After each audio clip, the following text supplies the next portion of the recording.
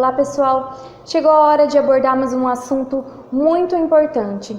Afinal, o que será do mundo no período pós-pandemia? É fato que esse momento afeta a todos, seja nos aspectos sociais, econômicos ou psicológicos. Por isso, lidar com um momento como esse não é nada fácil. Muitos hábitos e valores estão sendo modificados ou até mesmo reafirmados. Mas como isso vai impactar as nossas vidas e quais serão as perspectivas sociais quando todo esse período da pandemia do coronavírus chegar ao fim? E é para falar sobre este assunto que nós recebemos a psiquiatra Karen Guzmão e a psicóloga Flávia Rocha. Olá. Olá. Tudo bem? Muito obrigada por ter aceitado o nosso convite. Sejam bem-vindas. Vamos começar então. O que essa pandemia do coronavírus está significando para a sociedade no modo geral? Pode começar. Eu acredito que tudo isso aconteceu de uma forma muito inesperada e súbita. Então, um primeiro momento vem o medo, né? O medo de ser contaminado, então é o medo de lidar com o invisível. E vai surgindo as dificuldades, né? Pela redução, né? E o distanciamento do contato físico. E as pessoas, elas, por estarem confinadas, né? Elas vêm com o medo, a irritabilidade, a raiva, o tédio, mas precisamos saber que esses são sintomas cabíveis pela situação em que estamos passando. Como a doutora Karen falou, foi pego todo mundo de surpresa, né? Uma situação que nós nunca passamos, principalmente nós brasileiros que nunca tivemos guerra, terremotos, situações de crise, realmente uma calamidade assim. Então as pessoas foram pegas de surpresa. E quando a gente se depara com uma situação nova, normalmente a gente sente muita ansiedade. Por quê? Porque essas situações novas, elas são ameaçadoras. Então, quando eu interpreto as situações com ameaça, é natural eu sentir ansiedade ou medo e eu sentir todos os efeitos fisiológicos que essas emoções trazem. Por exemplo, taquicardia, sudorese, sensação de morte, sensação de desmaio, que não vai dar conta, que vai enlouquecer, que está morrendo, e às vezes até gerando um pânico, né? Por quê? Porque o pensamento é de que eu não vou dar conta, porque tem uma supervalorização do que está acontecendo nessa situação externa, que é essa situação de crise que nós estamos passando a nível mundial, né? Então, supervaloriza a pandemia, que é uma situação grave, é uma situação real, mas quando eu vejo ela muito maior do que a minha capacidade, então o medo fica muito grande, né? Então, quando eu me subestimo a minha capacidade, quando eu esqueço das minhas habilidades de lidar com situações difíceis na vida, esse medo se torna muito maior. Então, pós-pandemia, eu acredito que vai ter muita gente com muito medo, com muita ansiedade, muito mais cuidadosos, até porque nós sabemos que muitas pessoas já têm pensamentos obsessivos, já têm muita ansiedade, então quer dizer, isso veio para reforçar ainda mais do perigo real que existe numa situação externa, no caso da pandemia, né? Mas também existe toda uma descoberta das próprias habilidades. Então, tem pessoas que às vezes não está lidando assim bem e nem imaginava que pudesse lidar tão bem. Então, eu acho que pós-pandemia vão ter muitos transtornos, muitas dificuldades, mas também a gente vai descobrir habilidades em nós que a gente não sabia que tinha. E assim, para muitas pessoas esse está sendo um momento de ressignificação, né? Vocês acham que esse é o momento ideal para a gente tentar ser pessoas melhores? Com certeza. Nesse momento de sofrimento, percebe-se que a gente depende muito do outro, né? Então, se a gente for ver quem está internado hoje numa UTI, necessita de um enfermeiro, necessita de um médico. Então, esse momento só veio a nos mostrar que necessitamos do outro. A gente precisa da ajuda do outro. Então, esse é o momento de uma busca interna mesmo, né? Da gente poder olhar para si e a gente se conhecendo, a gente podendo também ajudar o próximo. Porque muitas coisas mudaram, né? Então, a parte econômica também, de uma certa forma, está sendo afetada. O índice de desemprego, né, aumentou bastante, então aumenta-se também moradores de rua. Consequentemente, se isso se perdurar por muito mais tempo, a criminalidade, né? Porque as pessoas estão com fome, as pessoas não têm dinheiro para se alimentar. Então, esse é o momento de ter um olhar para com o próximo, de ter um olhar para o outro mesmo. Com certeza, quando a gente pensa no coletivo, a própria maneira da gente se proteger, né, da doença também é pensar no próximo, né? Então, eu não vou sair sem máscara, eu não vou me aproximar das pessoas, porque eu tenho que pensar que eu posso ter uma saúde melhor, porque eu sou mais nova do que o outro que é idoso, mas eu tenho que pensar nele até para proteger ele do contágio. Eu tenho que me proteger, mas eu tenho que proteger o outro.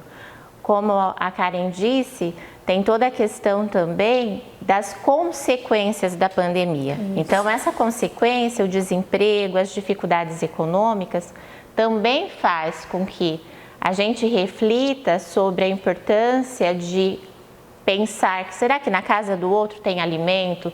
Será que a pessoa tem dinheiro para pagar uma conta de água, de luz? Será que está faltando algum medicamento? Não vai ser então, o ter, mas sim o ser. Né? Então, essa parte, da mesma forma que tem todo um cuidado para não ter a contaminação, né, desse coletivo, eu acredito que também tem toda essa preocupação que, se ainda não está acontecendo, eu creio que muito em breve as pessoas vão se deparar mais com essa necessidade de prestar, né? Eu acho que é uma necessidade de prestar atenção à nossa volta, né? O que está acontecendo, como que eu posso ajudar, coisas que até pouco tempo nós estávamos muito voltados, eu falo que para dentro.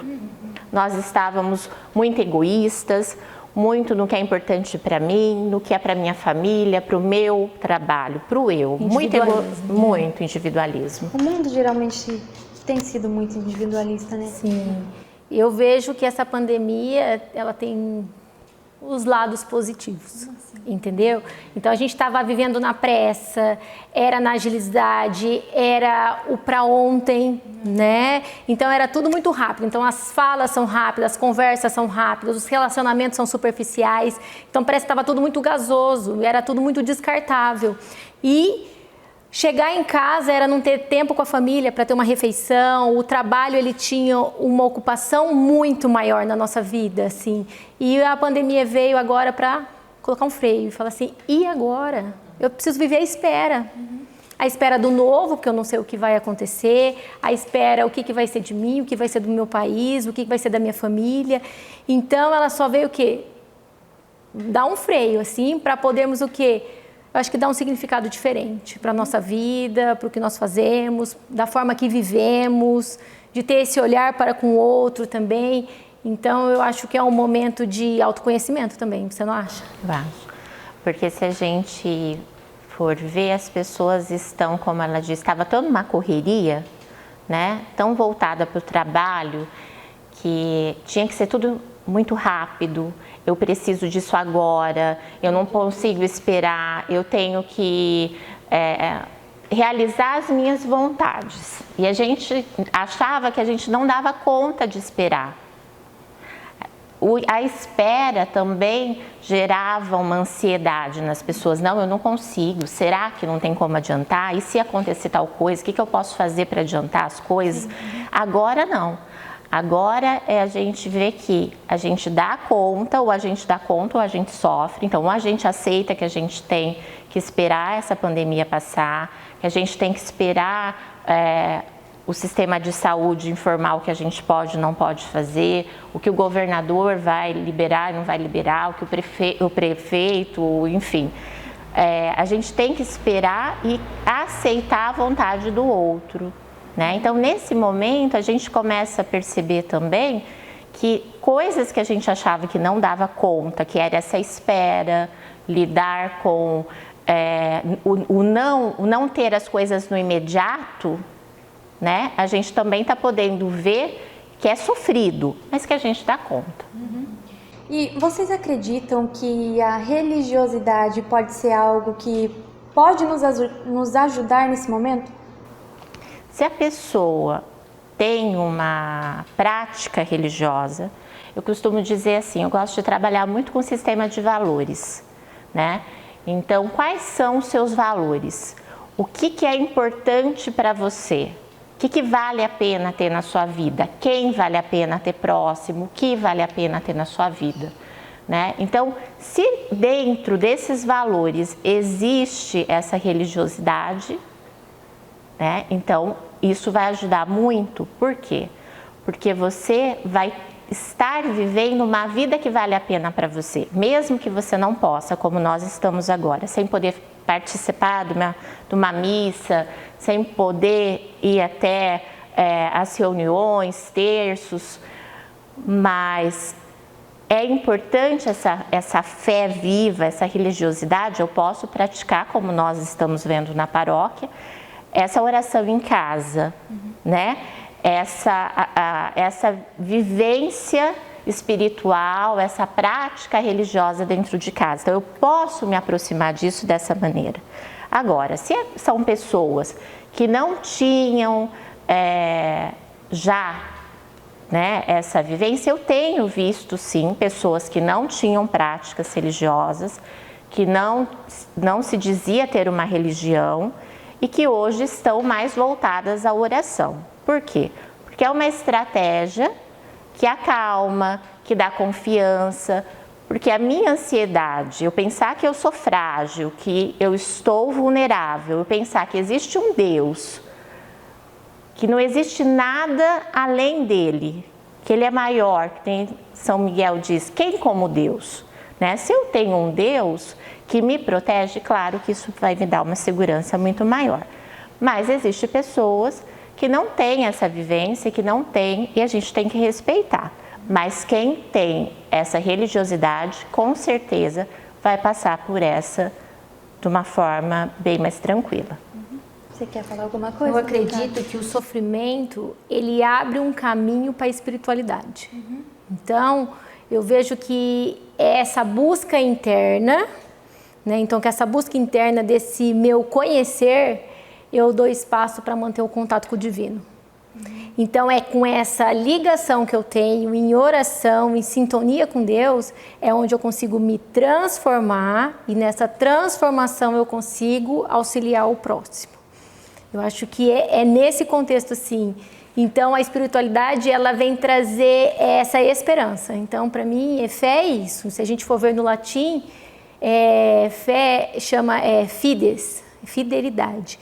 Então, é ter uma certeza absoluta. E com essa certeza absoluta, eu não abro espaço para dúvida. Então, eu creio que vai passar, eu creio que é uma fase, eu creio que todo mundo vai ficar bem, entendeu? Então, é essa certeza que me deixa ficar em pé, inteiro, para poder continuar.